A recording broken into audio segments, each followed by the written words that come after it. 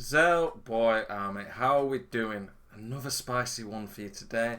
Has your weekend league been going bad? Are you struggling to get the results you want? I'm here for you, boys. This video is dedicated to helping you win more games in FUT Champs. Just so you guys know, when this video is live, I will be streaming my weekend league over at Twitch. Before I start streaming, I'm currently 11-0 on both consoles, so I've got a lot of games to play tonight. A link to my Twitch in the description below, Zelonius92. I'd love to see some of you guys over there on watching me live. Hopefully we can get back-to-back 30s. Boys, again, a huge thank you. The support on the channel lately has been insane.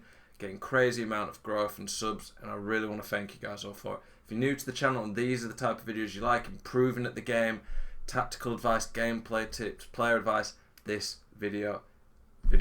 channel is for you. So please subscribe and get involved. Today's video, top tips to get more wins in weekend league, FUT Champs.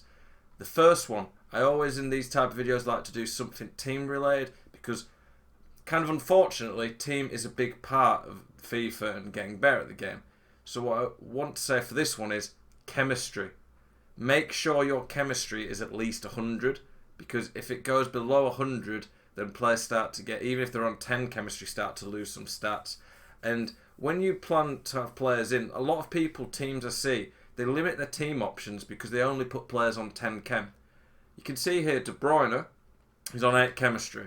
So De Bruyne with 8 chemistry, he basically loses 1 acceleration sprint speed from the anchor boost, 2 aggression, but he already gets to 99, 1 strength, 3 jumping, and a bit on the defending. De Bruyne is a 99. He doesn't need he doesn't even need a chemistry style that much. He'll still be an unreal player. So if you've got a really good team, there's some players who don't even need the chemistry style boost that much. Whereas if you were starting someone like Adama, you'd want him on full chemistry so you could get him a plus 15 finishing from a Deadeye or a Sniper.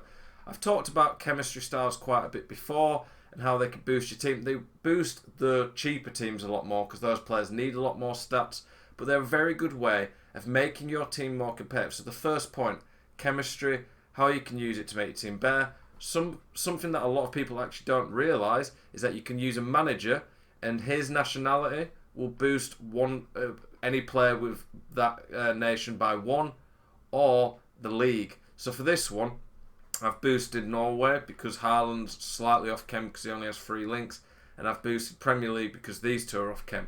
You can only get 1 boost from the nation or league. That is a great way to improve your team.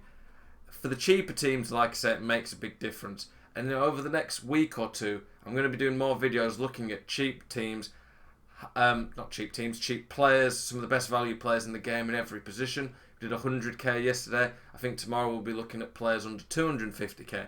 These videos are going to help give you guys some fantastic options of upgrading your team throughout the next few weeks during team of the season.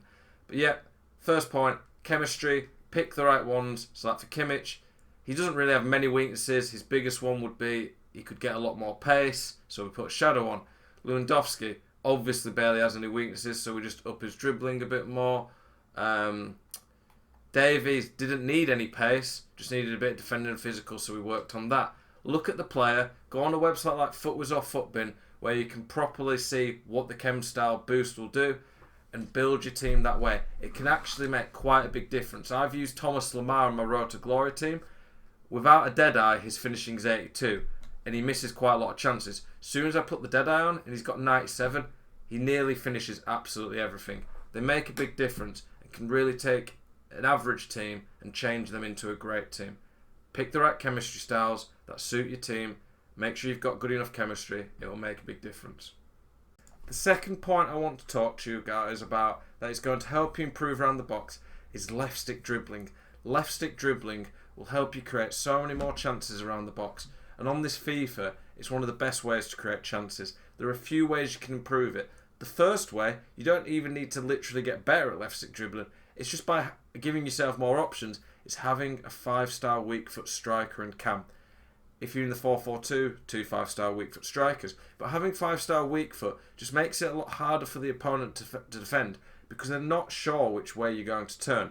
A lot of the goals that I score in this game come from being able to quickly turn, change the direction, make the opponent get caught out, and they're not sure which way I'm going to go. Left stick dribbling in the box is one of the most efficient ways to score this year because you can't really shoot from outside the box. Crossing isn't good, so the meta almost is to get it into the box to a guy with 5-star weak foot, quickly turn, catch your opponent out, go the way he doesn't expect, be unpredictable, and then hit it near post. So you can watch this goal here. I use the heel to heel there. The heel to heel is a very nice quick trick around the box. I turn one way, I go the other, and my opponent there is dumbfounded. He does not know what I'm going to do here. So we're going to watch the goal back. Sometimes this software just messes up a bit. Okay, so here, what I do, this is a nice way you can turn, by the way. You can go that way and then go that way instead. So when you turn one direction quick and then turn the other way straight away, it catches your opponent off guard. They just don't tend to expect it. So you can see I turn there. He starts to move this way now.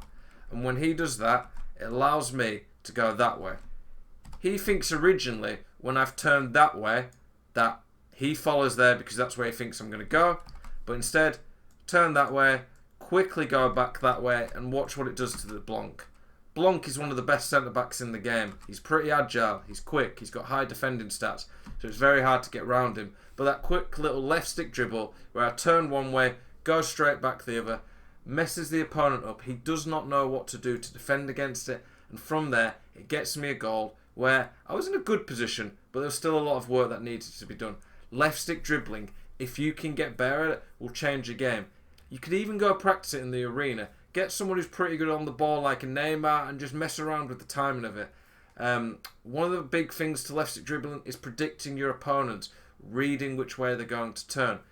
Have you for 70 minutes of the game kept doing the same thing? Well, look like you're going to do the same thing and then left stick dribble and turn the other way.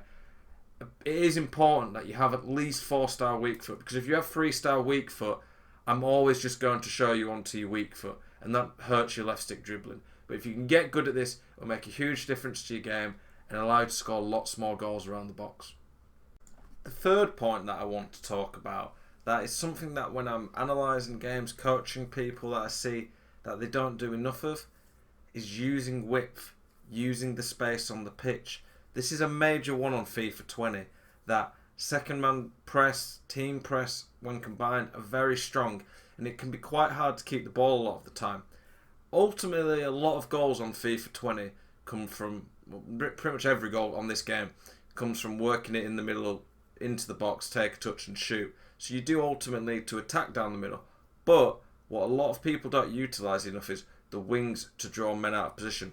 In the 4-2-3-1, the Lam and Ram, what they can do when you go out wide to them is they pull defenders to them, and it creates more space into the middle to allow you to score goals. But I'm not just on about that, I'm on about keeping the ball. You can't see the radar here because this is a clip from the Champs channel. As I look through my clips, I notice I don't do this enough. I keep the ball fairly well with it, but I don't use the width enough in attack. And when you use width in attack, it pulls defenders out of position to make space in the middle. So it's something that's really important. Make sure you use your wide men to start to stretch teams. You can see here though, look there. When I play this pass up there, look how much space this guy's got to run into. The closest men to him are there, there and there. He has, this man around here, so much space to run into. Like, it's just crazy the amount of space. That area of the pitch there is completely free, and it gives me all that space to run into, which is what I want. But a lot of people, what they would do here is they would just pass there, and then he could run there, he could run there, he could run there, and I'm instantly under pressure. This is an easy pass to make, that there.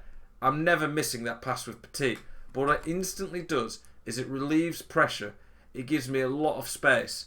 These passes to the fullbacks in particular are nearly always on, and people rarely seem to use them from what I see when I analyse games. Using your fullbacks as out balls gives you so much more time and space. So many people struggle to keep the ball on this game and get panicked and feel like they have no time on the ball.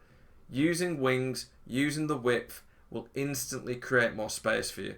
I just find it just makes such a big difference in giving you more control over the game and giving you more options. And like I say, when you attack like this, what it ultimately does a lot of the time, see here, look how much more space I've got. And then I can go back into the middle. Soon as I've gone out wide there, it's pulled Neymar out here. And it's opened this space here for an easy pass. And then this massive area of the pitch pretty much has no one to mark me. It gives me so much more space in the middle of the pitch, which is what I want. But if I'd have gone through the middle of the pitch, it would have been congested and harder to do. So as part of your build up your possession, use the wings to make more space in the middle. It will make a big difference to your game. Point 4 is about mindset, mentality, but also how you can adapt and improve your game by looking at mistakes that you make. So I'm going to show you a goal that I conceded here. Like, this is pretty dumb defending by me. I normally never play like this.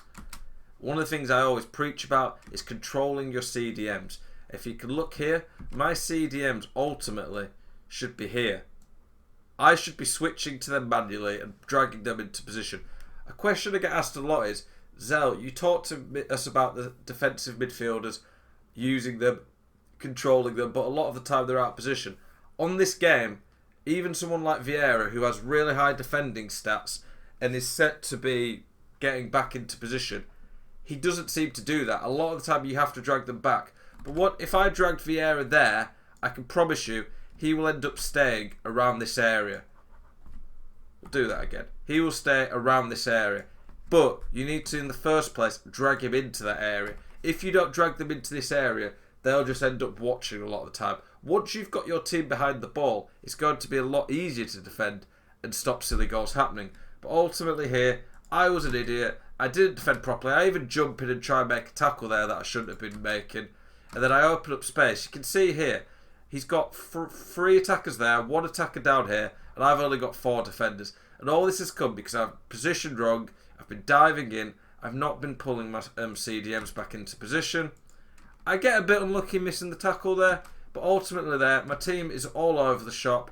I moved the keeper that way to try and mark the near post, which a lot of the time is the right thing to do, but then I just give my opponent an easy goal. And because of that, I was pretty frustrated.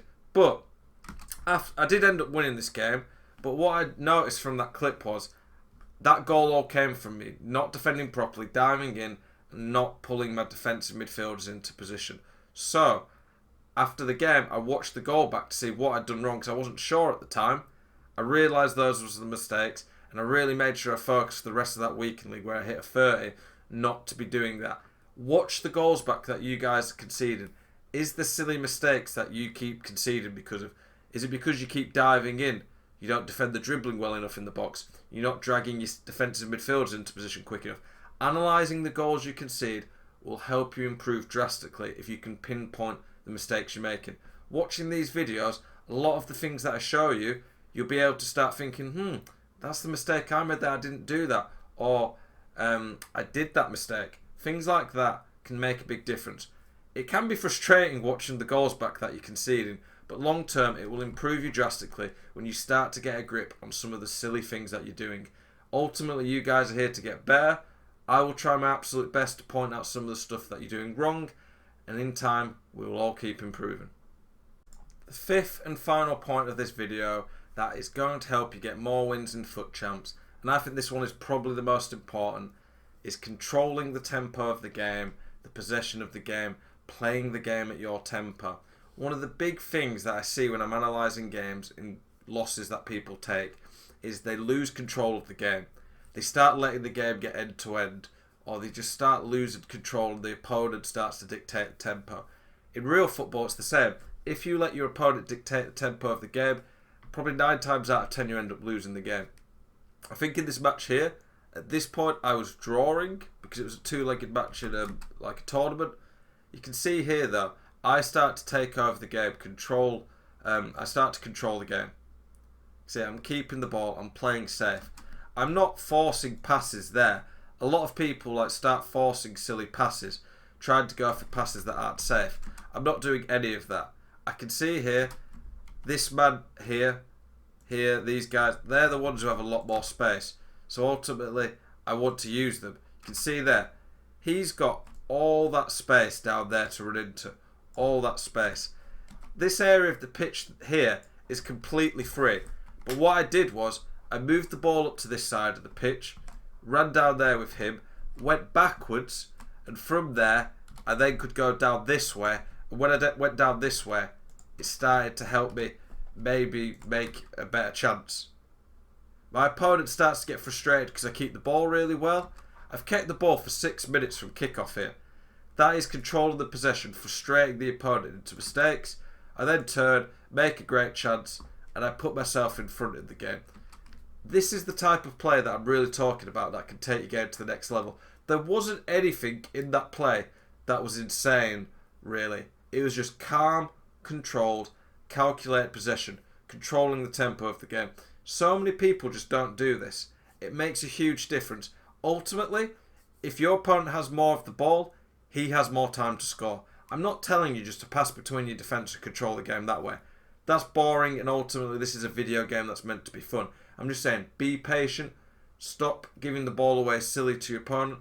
Aim to have 90% plus pass accuracy. All these type of things are going to make a big difference to your game. If you start to control the game, your opponent's going to get frustrated, start to make more mistakes, and that is exactly what you want. Controlling the tempo of the game will lead to far more wins. And it leads to a lot less mistakes as well. You have the ball, you can score. You don't have the ball, you can't score. You have the ball, your opponent can't score. You don't have the ball, your opponent can score. It's simple things, but once you start to apply them, they make a big difference to your game. So boys, today's video we've looked at chemistry styles, how they can boost a team, especially cheaper teams. We've looked at left stick dribbling around the box, how that can make a big difference, how in the 5-star weak foot players can make you more unpredictable. We've looked at using width. That is a huge one to pulling men out of position, allowing you to have a lot more space in the middle. We've looked at analysing the goals that you concede, looking back at them is the silly mistakes you're making. And then the fifth one, controlling the tempo of the game and how that can lead to frustrating your opponent but giving you a bigger grip over the game. Boys, I hope these videos are helping you lots. I appreciate all the kind words, the comments, the likes, people tuning into my Twitch stream. You guys are amazing. I really do appreciate the support. We're going to be back tomorrow with, I think, the best value players in any position under 250k as we move on in that series. Hope you've had a great week in League. You're having a spicy one. Have a great night.